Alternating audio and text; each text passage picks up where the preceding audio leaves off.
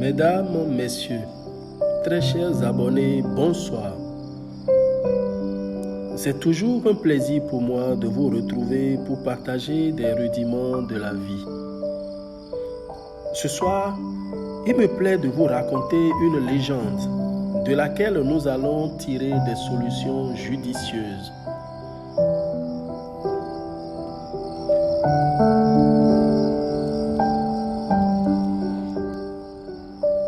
Il était une fois le bûcheron et le fainéant. Ils sont deux amis. La guerre les chassa un beau jour de leur pays, les obligeant à s'établir dans une ville étrangère. Et trois femmes de leur pays, à leur insu, en firent autant. Elles étaient riches, l'une en or, la seconde en paille, la troisième en argent. Le fainéant, arrivé avec son ami, prit l'habitude de rester à la maison pendant que le bûcheron coupait du bois. Un jour, comme il gardait la maison à son ordinaire, assis devant le seuil, vinrent à passer les trois riches femmes.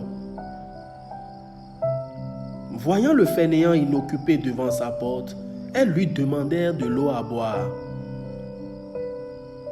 Une fois qu'il les eut servis, elles dirent à Idjinjoto, Koudwa Idjinjo, toi qui es assis, salut. Nous ne connaissons personne dans ce pays nouveau. Nous ne savons pas parler la langue d'ici. Comment allons-nous faire? Et si nous allons plus en avant dans la ville, les gens vont nous faire des misères. Il vaut encore mieux que nous restions chez toi et nous serons tes femmes.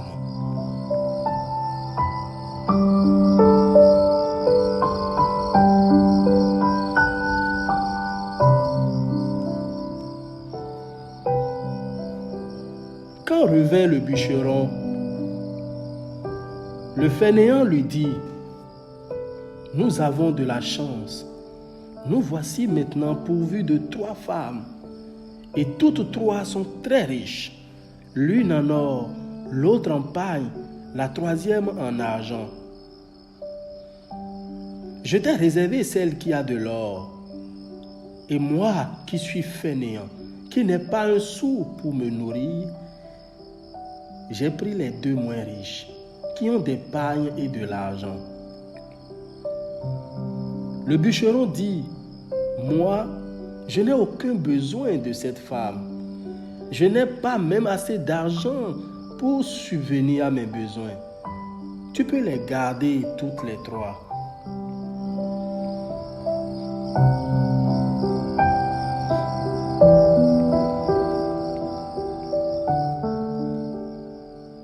Et le bûcheron acheta, avec ses quelques sous, des provisions. Il prépara des mets et donna à manger aux nouveaux époux. Mais il insista pour ne garder aucune des trois femmes pour lui. Une fois la guerre finie, les deux amis et les trois femmes rentrèrent chez eux. Les trois femmes suivirent le fainéant pour être ses femmes dans sa maison. Et le bûcheron n'avait toujours pas de femme. Un jour, le bûcheron pensa, « Quelle vie est la mienne? Je mange mal, je fais un dur travail, je n'ai pas de femme. Il faut que j'aille voir mon destin. C'est... » Et pendant la nuit, il se leva, sortit de chez lui et s'engagea sur un chemin au petit bonheur. Après une longue marche, il arriva en un lieu où tous les sais se trouvaient réunis. Et il vit tous les sais, mais le sien était absent. Les autres sais lui dirent, « Attends un peu, ton sais va revenir tout à l'heure. » Cependant, il contemplait tous les sais, qui semblait si heureux, qui riait, se promenait. Mais le sien n'était pas là.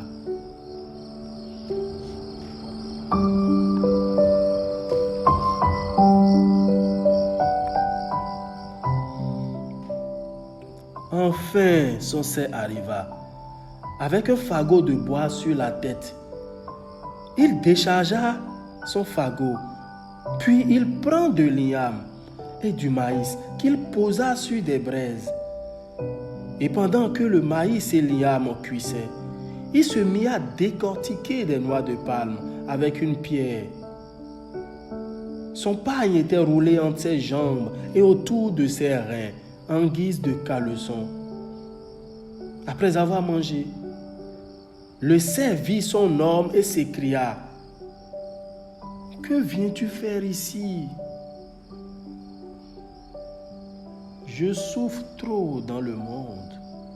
J'en ai assez. Ah, retourne au plus vite chez toi. Ton temps n'est pas encore venu de demeurer ici. » Et le cerf indiqua à son homme un petit chemin. Passe par ce raccourci et tu arriveras vite chez toi. Mais une fois rentré, consulte Fa et tu sauras ce que tu dois faire désormais pour que la vie te soit bonne.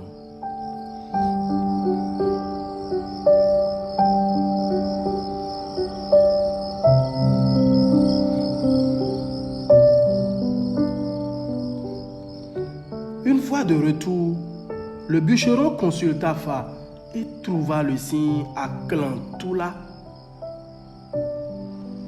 Le sacrifice demandé se composait d'igname, de manioc et de maïs grillé. Il fallait mettre le tout dans un panier et l'exposer au pied d'un arbre, Iroko. Le bûcheron s'exécuta et peu de temps après, le bonheur lui vint.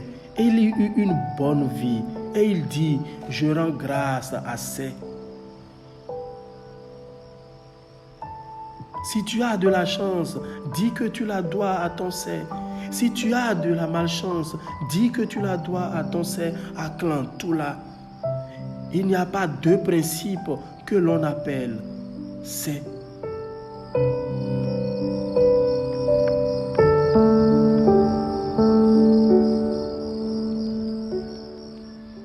Lorsque l'homme est heureux, il invoque son c'est. Est-il malheureux? Il l'invoque encore. Car le bonheur comme le malheur dépendent du c'est.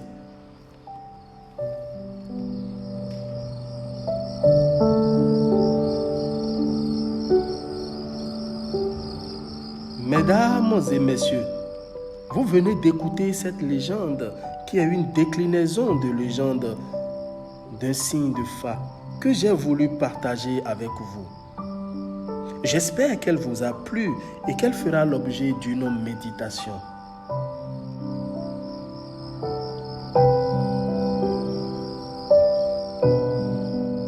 Dans mes prochains audios, je vous parlerai progressivement des signes géomanciques, de leur signification, de leurs caractéristiques. N'oubliez pas de liker, de partager et surtout de vous abonner à notre page Life School. Restez connectés. À très bientôt.